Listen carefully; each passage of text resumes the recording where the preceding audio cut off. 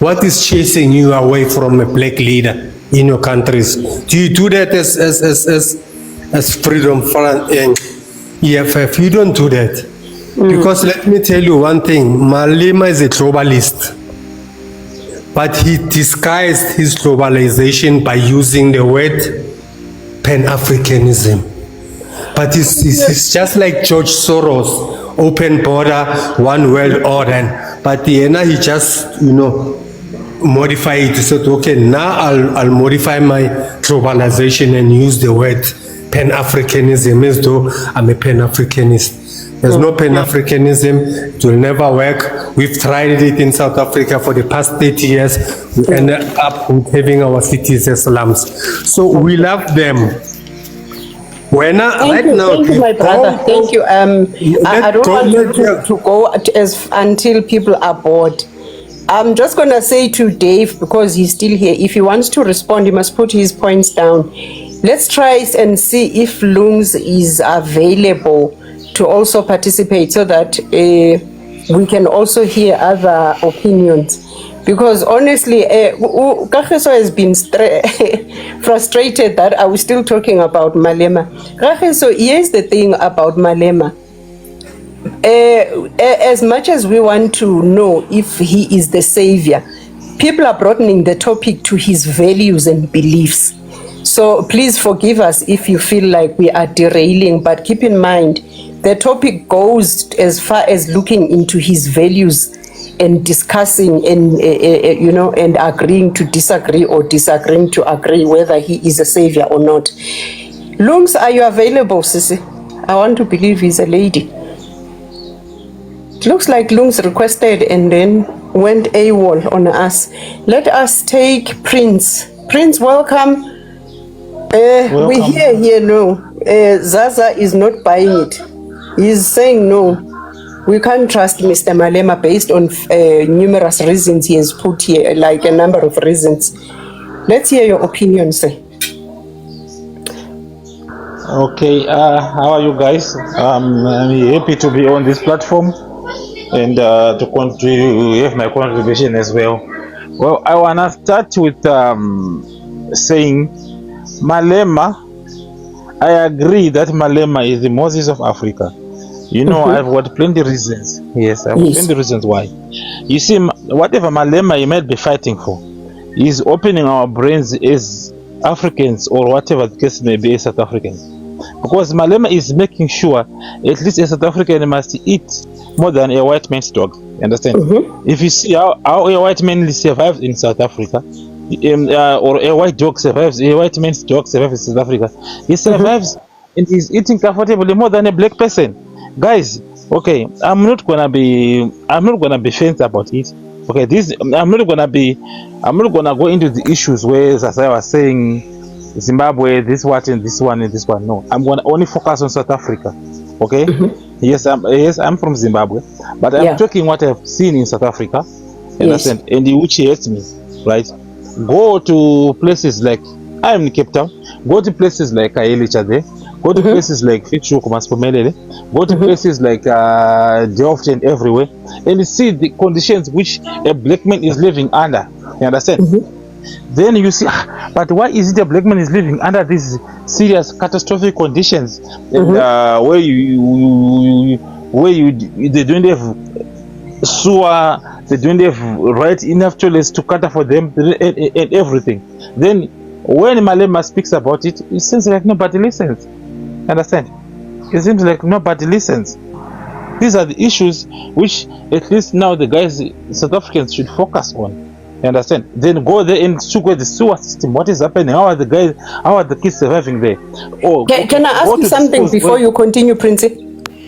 You are saying South Africans must focus on these economic, because I'll take these are economic issues. That's the economic freedom that actually Julius Malema initially wanted to fight for. If you are unemployed and you are struggling to feed your family, how would it feel while you are still struggling to feed your family and you get a job, and then the neighbor moves in, and maybe say 10 neighbors move in, your children first haven't even had the joy of enjoying that, oh, father now is working. Take me through that. You have been jobless for the longest time, struggling, and eventually when you get a break, all your neighbors move into your house because they are also hungry, and your extended family members. Do you think it's practical? Okay, let's put it in this way. No, I'm just asking that. Is that practical? I want to answer. That's not practical. That's not practical. That's Okay. why I'm saying. You can go ahead, sir. Let's look at the situation. Why is it this father of the house is not employed? That's what you look at. That's what you must look at. Okay, let's look at the second thing. Let's look at the education the black people are receiving and the kind of schools which they are going to. You understand? Let's look at the way they are. What are they being taught in school? Are they being taught to improve themselves, or they are being taught to be employees of tomorrow? You understand? Are they taught to be entrepreneurs, or are they being taught to be employees of tomorrow? Are they being taught to keep on to get into those strategic positions and run their economy, put their laws unto themselves and rule upon themselves, or are they being taught that they must come and work for a white man? That is where the problem starts. You've just nailed one of the problems that people are complaining about from specifically Zimbabweans and Nigerians, the undermining of South Africans. That exactly. They do not want to listen, that South Africans do not want to work. South Africans do not want to take skills, which is not true.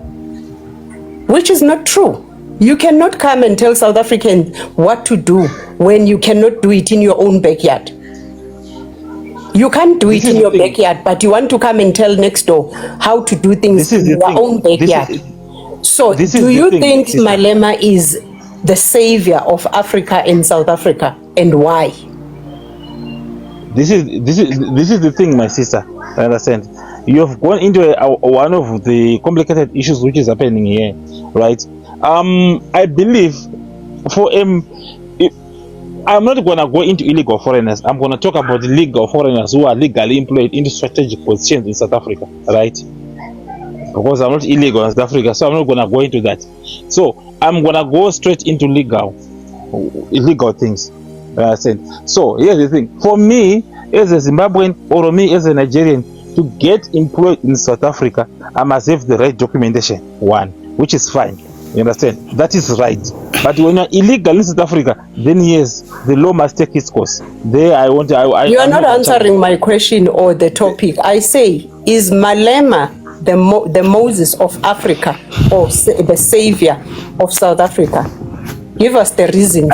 You are saying yes. Why? I believe him being given a chance is fighting.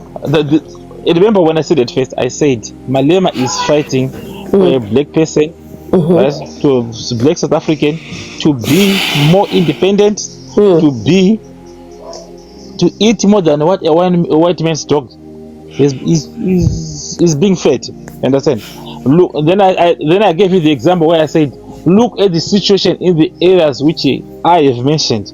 Look how many white people are living there and surviving like that. How many black people are living there and surviving like that. Why is it many white people here, they've got strategic positions, they've got strategic areas, but most black people, they tend to be employees only, but they don't have to own many of their businesses. Why?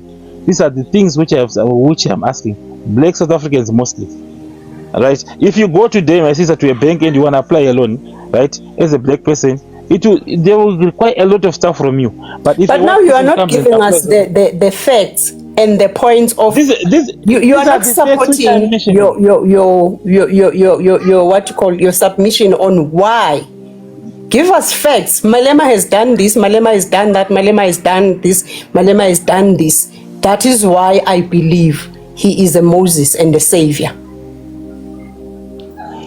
I believe Malema has fought so much for black people. He has opened the eyes of black people on what you need to do. According to the Economic Forum of South Africa, I believe he has opened the eyes of black South Africans. So South Africans' eyes were not open before Malema? They were open, but there were some hidden things which were not being elicited unto you. Yes, in each and every political situation is like that. Okay. All right. Yes. No, I hear you, my brother. I hear you. That's all I wanted to hear more than anything, because if we go to explaining your views and your opinions about South Africans, we will definitely open a can of worms and take the topic where we shouldn't take it. But I hear you. Okay. You believe he has opened South African eyes. Yes. Dave. My sister. So my brother, I think he's with you. He says Malema must be recognized as a Moses and a savior. He has opened South African eyes. Yeah, but I can hear him, but not clearly so, but it's fine. We are just talking about the facts and the reality. I can hear him, but You it's are fine. not sure. Yeah, I'm not sure about what he's talking about. You know what? Yeah.